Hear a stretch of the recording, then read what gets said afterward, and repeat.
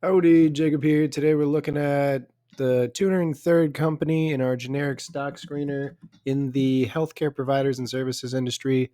46.6 billion market cap on 47.5 billion enterprise value.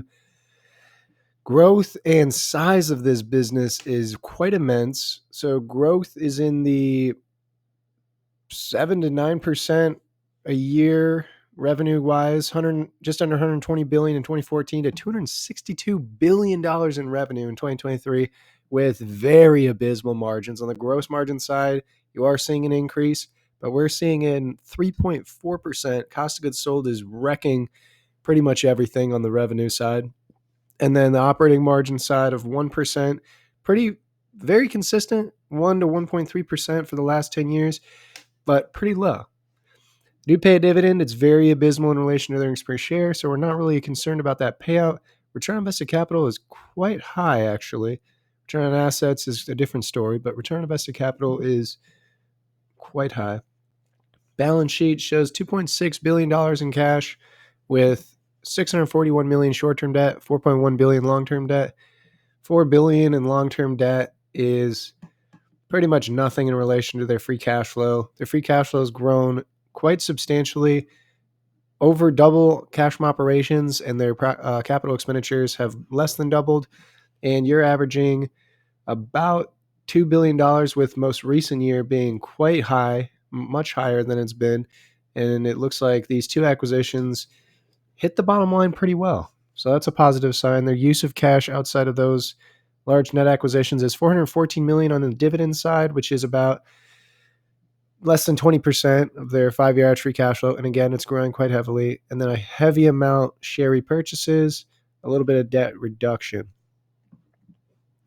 Okay, so let's start making some assumptions on this business. I think if we start on revenue, we see that there were some big acquisitions to help spur some growth. But if we assume maybe 40% of capital allocation to acquisitions, they get a bit of organic growth as well. They'll probably be able to still grow 7% a year. I do think that's reasonable. It is a low margin business, so I will put this PE, price free cash flow, a bit lower. And although their return on invested capital is high, their return on assets is quite low. So it makes me think that maybe they're buying back a lot of shares, kind of inflating that figure, and whether they're actually able to reinvest and get those types of returns, I just don't think is very possible. So that's why I'm dampening their PE and price to free cash flow, as well as their margins being as low as they are. So on the margin side, maybe we do 0.08 and 1%, which just sounds terribly low, but for this business, that's historically similar to what we're seeing.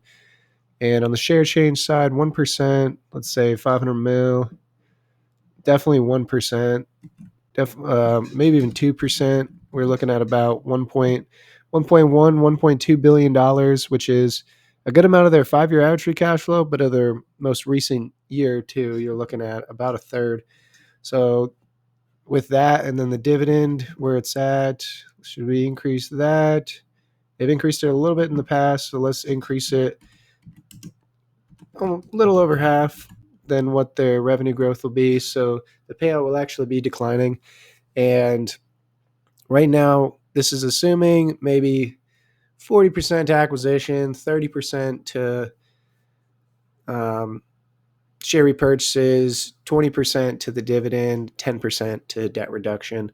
To get these types of returns, for these assumptions, to get the return I'm looking for, needs to drop 47%.